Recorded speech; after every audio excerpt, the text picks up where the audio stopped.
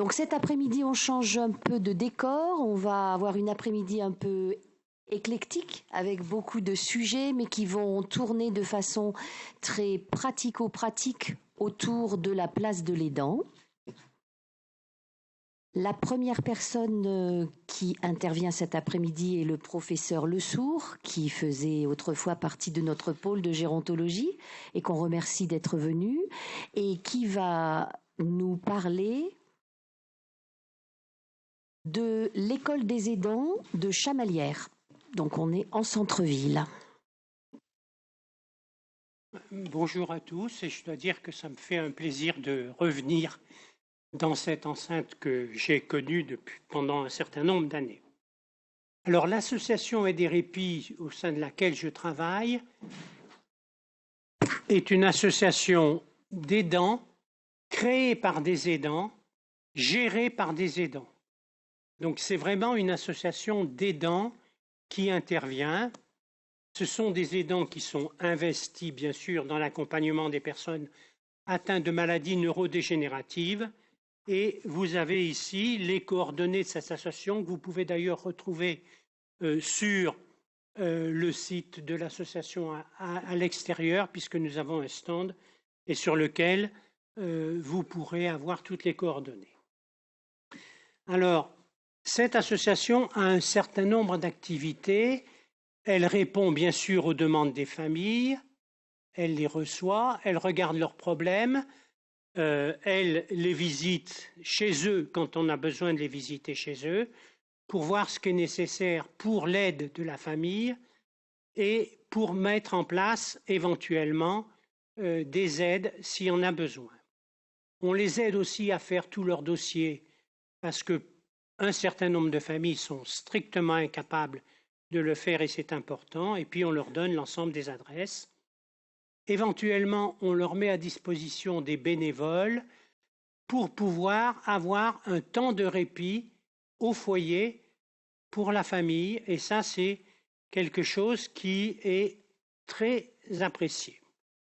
On a des ateliers de stimulation progressive pour la mémoire et pour l'activité physique.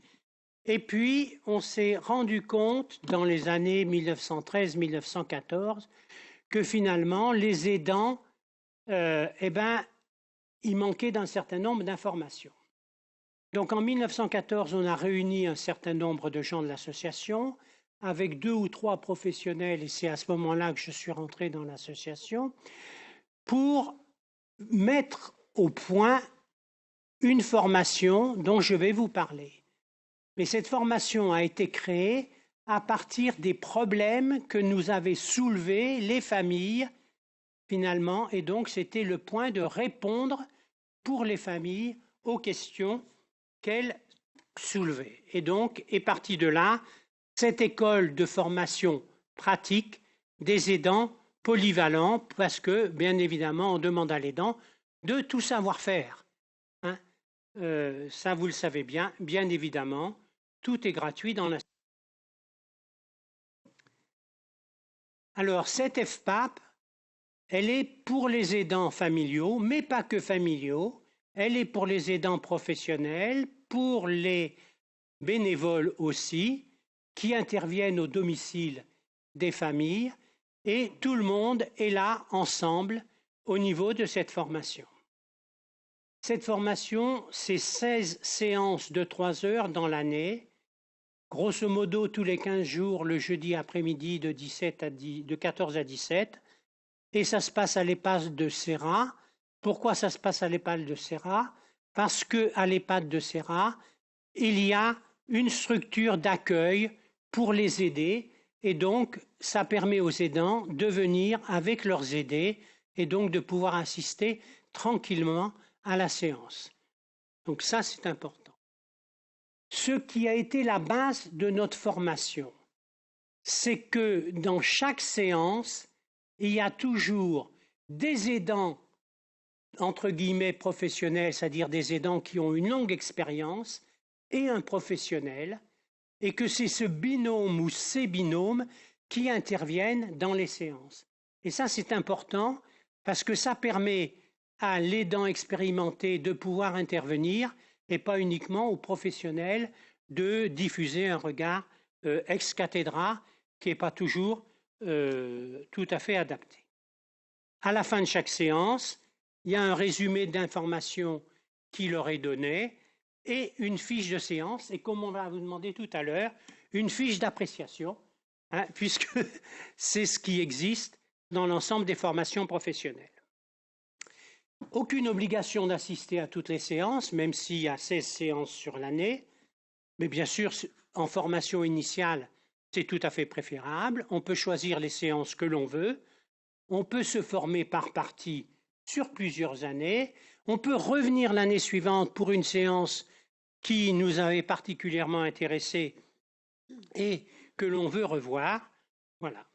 Et ce qui est important, c'est que, grosso modo, dans une séance de 3 heures, il y a à peu près 1h30, 1h75 de formation et plus d'1 heure, jusqu'à 1h30 de discussion avec les aidants qui arrivent ici pour leur formation et qui posent leurs problèmes. Et d'ailleurs, en début de séance, on leur demande, sur le thème qu'on traite aujourd'hui, quelles sont vos questions, de façon à pouvoir bien répondre aux attentes des aidants sur le sujet.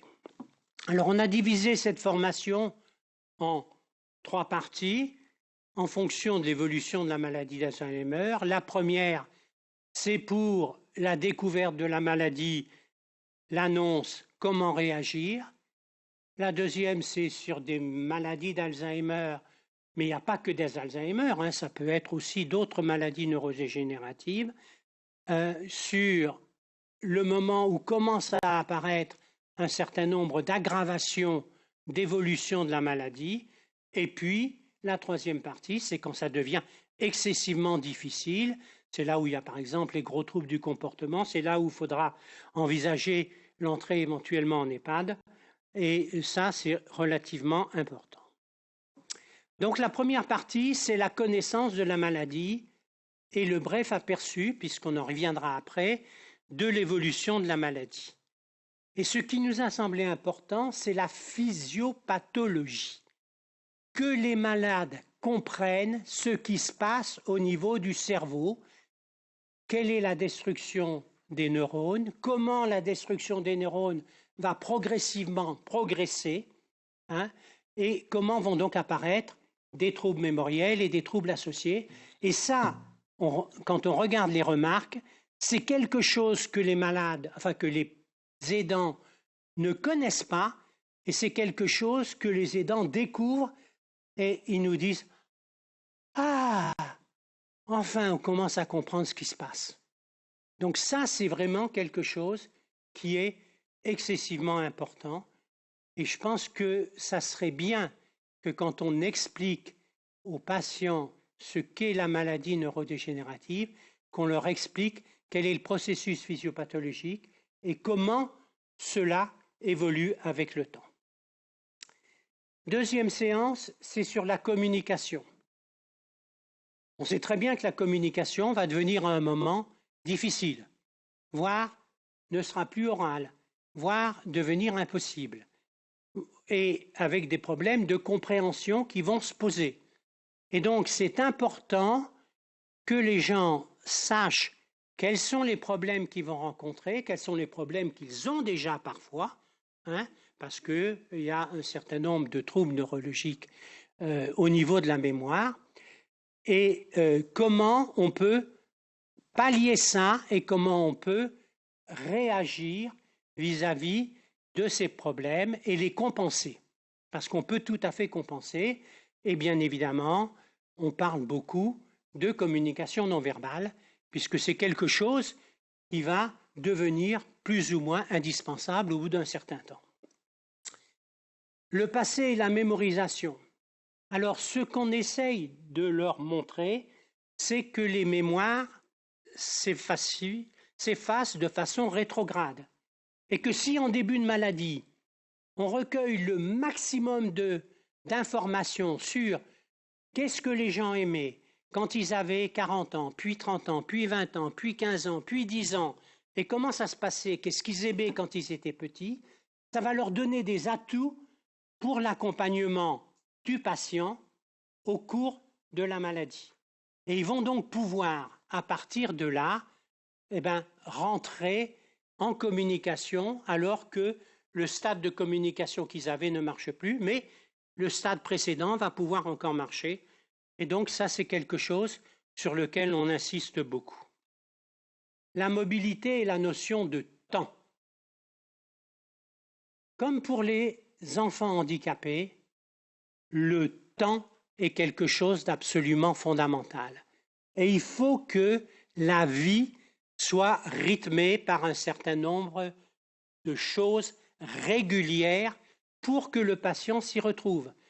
Si vous mangez une fois à 11 heures du matin, l'autre fois à 1 heure, l'autre fois à midi, le patient est complètement paumé.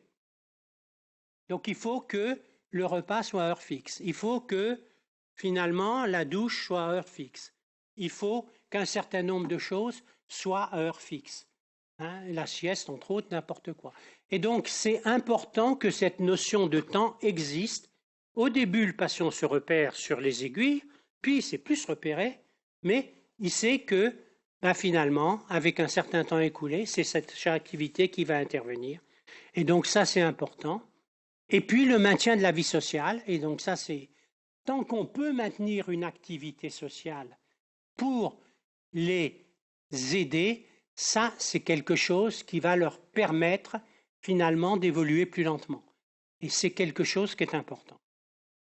Et puis la vie quotidienne, comment on organise notre coopération entre aidants et aidés, autour de la famille, autour éventuellement de la balade, autour d'un certain nombre de choses. Donc vous voyez qu'on a des thèmes qui sont comme ça prévus, et là c'est des thèmes bons pour quelqu'un qui sait encore, en tant qu'aidé, faire un certain nombre de choses. Et donc on a une séance d'activité physique qui est liée à ça, qui est grosso modo comment on va pouvoir permettre aux gens de maintenir un certain potentiel physique. Alors ça peut être des balades, ça peut être une activité de bricolage à la maison, mais ça c'est quelque chose qui est aussi important pour prendre en charge des patients débutants. La deuxième partie va commencer par la manifestation de la dépendance, c'est-à-dire qu'un certain nombre de problèmes vont se soulever. Il va y avoir des dépendances physiques, que ça soit au niveau de la marche, que ça soit au niveau de l'habillage, que ça soit au niveau de la toilette. Et donc, il va falloir que ceci soit pris en charge sans heurter l'aider. Et donc, il y a toute une série d'astuces à prendre par rapport à ce genre de choses. Alors ça n'étonnera pas la séance suivante, pour ceux qui me connaissent un peu, la nourriture, l'alimentation, les prises de repas, puisque c'était mon grand dada. C'est vrai que la nutrition, c'est quelque chose d'important. Tant que les gens mangeront correctement, la progressivité de la maladie sera lente. Le jour où il y aura des difficultés alimentaires, le problème sera une aggravation de la maladie. Donc on essaye de leur donner un certain nombre de conseils. C'est là que peuvent apparaître, séance 3, les désorientations, les fugues, le retour d'un certain nombre de troubles du comportement. Et c'est vrai que ce n'est pas très facile de réagir par rapport à une désorientation qui commence, par rapport à des fugues qui sont parfois répétitives. Et donc, là encore, on essaye de leur donner un certain nombre d'astuces par rapport à ce genre de choses. Et puis, il y a l'apparition des troubles du comportement qui sont importants. Alors là, on passe en revue les 12 troubles du comportement qui existent dans le NPI, et on voit avec eux chaque trouble, comment il s'exprime et comment je peux réagir. Parce que ça, c'est important. Et ça, les aidés, ils ont ces troubles, mais les aidants, ils ne savent pas comment réagir. Et donc, ils ont besoin qu'on les aide à réagir. Et puis là encore, il y a une séance kiné sur les patients qui commencent à avoir des troubles, déplacements, fauteuil, lit, déplacements dans l'appartement, et là, comment les aider à ce niveau-là. Et puis, à la troisième partie, les symptômes de la dépendance totale, ce qu'on a appelé ça les syndromes de la dépendance totale, c'est quand vraiment la maladie est hyper évoluée. Et donc, comment moi, je peux me comporter par rapport à ces symptômes qui me passent par-dessus la tête et qui me foutent en l'air. Parce que c'est vrai que c'est un problème pour les aidants. Les troubles alimentaires majeurs, et c'est là où on va parler des fausses routes en particulier, c'est là où on va parler des patients qui ne restent pas assis à table, qu'il va falloir faire manger en marchant, etc.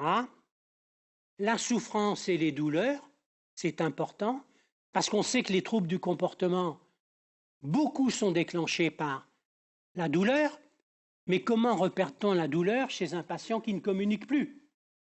Ça, c'est vraiment un problème. Et donc, c'est important de leur apporter un certain nombre de repères pour ces douleurs et comment il faut réagir par rapport à ça. Et puis, bien sûr, il y a le moment quand la prise en charge à domicile devient insupportable parce que je suis au niveau du burn-out, parce que je supporte plus ce qui se passe. Et bien évidemment, c'est le problème de l'entrée en institution, mais c'est aussi le problème du suivi de ce qui se passe en institution. Hein. Et donc, c'est tout ça qui est pris en charge lors de cette séance. Et on a ajouté à ce niveau-là des séances juridiques pour parler de succession, pour parler d'aide financière, pour parler des problèmes qui peuvent se poser finalement sur le fait que, comme on avait fait un contrat de mariage avec séparation de biens, qu'est-ce qui se passe, etc. Qu'est-ce qui se passe quand on est pacsé? Donc tout ça, c'est discuté dans une séance juridique où on parle de ces problèmes. Alors, ce qui est important, c'est que dans cette formation, les messages sont répétés tout au long de la formation. La compréhension, c'est à chaque étape que l'on parle comment comprendre quel est ce trouble, qu'est-ce qu'il représente, comment je peux réagir. L'anticipation, c'est un mot qu'on a tous répété, hein, comment on peut anticiper. Mais si on connaît ce qui va évoluer, on peut anticiper. Et ça, c'est important dans la prise en charge. La préservation de l'aidant, c'est fondamental. Hein? Et donc ça, les aidants, on le répète, je dirais pratiquement à chaque séance. Il faut que l'aidant se préserve, il faut qu'il ait du temps pour lui. Il faut donc qu'il se surveille d'abord. Zarit, poids, temps pour soi, ça c'est absolument important. Il faut qu'il mette en place des aides. Hein? Des aides qui vont venir à domicile. Mais ce n'est pas facile d'inclure les aides. Au début, le patient, il ne veut pas d'aide. Surtout, personne ne rentre à la maison. Donc, il y a des stratégies pour mettre en place certaines aides. Probablement en premier, l'infirmière pour les médicaments. Puis, on peut passer à d'autres aides, etc. Donc, tout ça, c'est important.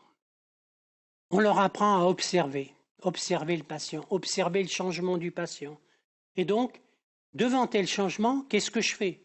C'est la réactivité. Adaptation donc, communication, on en a parlé, acceptation de ce qui se passe, hein, parce que ce n'est pas facile d'accepter que votre patient n'est plus celui que vous avez connu.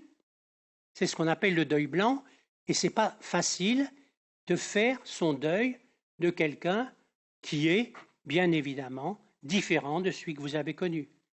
Le sentiment de culpabilité, mais tous les aidants l'ont. Et ça aussi, c'est quelque chose qu'il faut essayer de travailler. La honte de ne pas pouvoir m'occuper du patient, la honte de mettre en place les aides, la honte de le mettre en EHPAD, etc. Tout ça, c'est important. Et puis, il y a les relations avec le corps médical, c'est important. Et les remarques que l'on a, nous, c'est que vis-à-vis du corps médical, ils n'ont pas toujours les réponses qu'ils attendent. Mais vous ne pouvez pas les donner automatiquement, les réponses. Hein? Mais simplement, quand il vous dit il y a le refus de telle aide, etc. Eh bien, si vous ne pouvez pas donner la réponse, qu'ils aillent voir des gens qui peuvent les aider pour ce genre de choses. Ça, c'est important. Hein. Deuxième point par rapport au médical, on fait des diagnostics. On va faire un bilan au CMMR. Puis 9 mois après, on n'a toujours pas le compte-rendu. Bon, ça, c'est pas acceptable. Ça fait partie des choses que les familles ne peuvent pas accepter. Donc, on a besoin qu'ils aient les données et les résultats. Voilà ce que je voulais vous dire sur cette formation, hein, dont je pense qu'elles apportent beaucoup aux gens qui y viennent. En tout cas, c'est ce qu'ils nous disent. Et puis, un certain nombre deviennent des aidants, même quand leur aidé n'est plus là.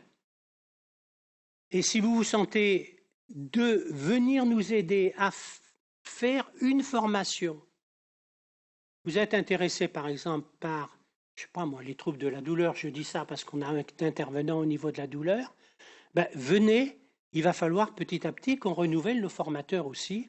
Et donc ça, c'est important.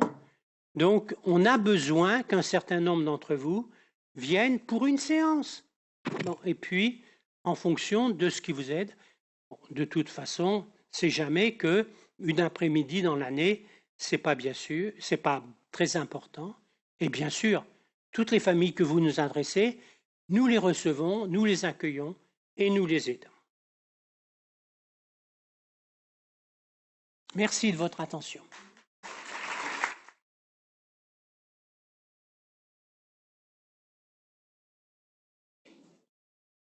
Merci, Monsieur Le Sourd, pour cette intervention qui insiste et remet au cœur des problèmes la pluridisciplinarité, le fait que les médecins des consultations mémoire ne peuvent pas tout faire et que c'est une maladie qui n'est pas résumée effectivement au seul corps médical. Est-ce que vous avez des remarques, des questions ? Moi, j'ai une petite question sur ce que vous avez évoqué, les bénévoles qui pouvaient se déplacer au domicile pour libérer un petit peu de temps pour les aidants. Est-ce qu'il y a une limite géographique? Est-ce que ça peut concerner tout le département du Puy-de-Dôme? Alors, le problème, c'est qu'on travaille surtout sur l'agglomération clermontoise. Ouais. J'avais essayé de monter un système sur les Combrailles. Ça a foiré. Ah. Donc, c'est pas très facile. Bon, ceci mis à part, s'il y a des gens qui sont prêts à aider, par exemple, dans les Combrailles, puisque c'est ma région d'habitation, nous, on est prêts à les former et ensuite, ils peuvent travailler avec n'importe quelle autre association, on s'en moque éperdument. D'accord ? Ok. Mais l'important, c'est que nous ne voulons pas que les gens qui interviennent au domicile ne soient pas formés. Marche. Et ça, c'est le maître, je pense, symptôme ou signe, parce que nous, on est quand même dans nos pratiques de tous les jours confrontés, en établissement ou hors établissement, à des aidants professionnels même, hein, qui ne sont pas bien formés ou pas formés ou mal formés. C'est la raison pour laquelle les aidants professionnels, ils peuvent tout à fait venir dans nos formations, ça, il n'y a aucun problème. Et dans ce cas-là, Monsieur Le Sourd, c'est pas gratuit pour les Tout dents. Tout est gratuit, voilà, même pour les aidants professionnels. J'ai aucun problème, on ne fait payer personne. Mais alors, comment vous vivez? Alors, de quoi vous vivez? On vit de subventions qui viennent de l'ARS en partie, et qui viennent d'un certain nombre de mutuelles qui nous soutiennent. Voilà. Et auquel il n'est pas nécessaire d'être affilié pour pouvoir venir. Ah, pour les mutuelles, non. Pour les mutuelles, non. j'entends. La seule chose que l'on demande aux gens qui viennent, c'est de régler leur cotisation à l'association, ouais, c'est-à-dire 36 € par an. C'est tout.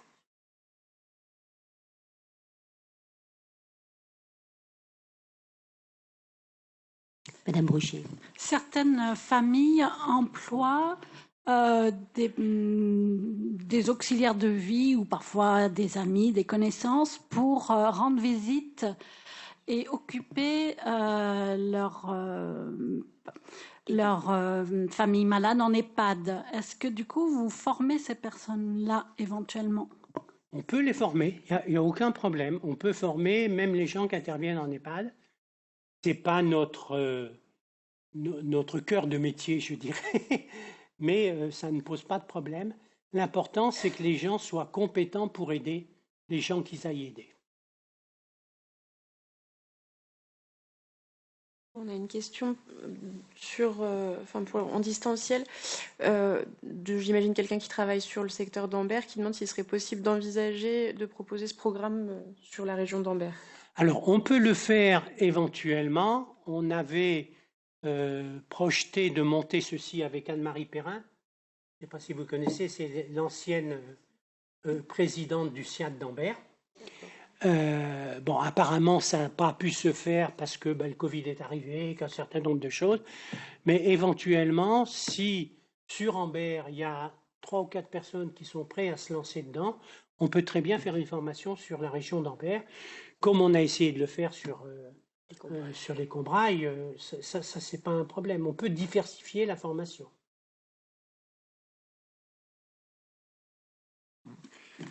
J'avais une petite question.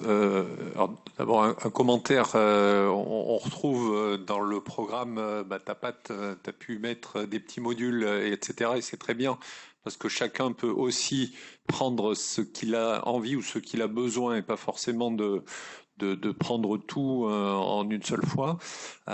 Et en termes de nombre, ça représente combien par an de gens formés, et potentiellement, parce que là tu fais un peu appel à candidature aussi, jusqu'à combien vous pouvez envisager de former de personnes? Alors au départ, on avait dit qu'on voulait pas plus de 10 à 15 personnes par séance. Bon, quand on a créé cette formation en 2015, c'était la première formation de ce type qui existait en France. Vous savez que maintenant, l'Université de Montpellier a créé le même type de formation. Donc ça est en train de se développer dans un certain nombre d'endroits. Je crois que si on veut que les personnes qui assistent et qui participent puissent vraiment exposer leurs problèmes, il ne faut pas dépasser 10, 12 personnes par séance. Mais à ce moment-là, il faudra peut-être qu'on double la formation. Si on la double sur Ambert ou si on la double ailleurs, ça n'a pas d'importance. Mais c'est ça qu'il faut. Par contre, si on double la formation, et c'est sûr qu'il faudra que certains d'entre nous viennent nous aider pour certaines séances. Certains d'entre vous, en tout cas. En tout cas, Ambert a l'air d'être très motivé, parce il vous remercie, et justement, ce sont des professionnels du SIAD de l'ESAD d'Ambert qui posaient la question, et elles vous recontacteront, il ou elle. Et d'ailleurs, Anne-Marie Perrin travaille avec nous et intervient dans nos formations. Donc, on vous remercie, Monsieur Le Sourd, de votre intervention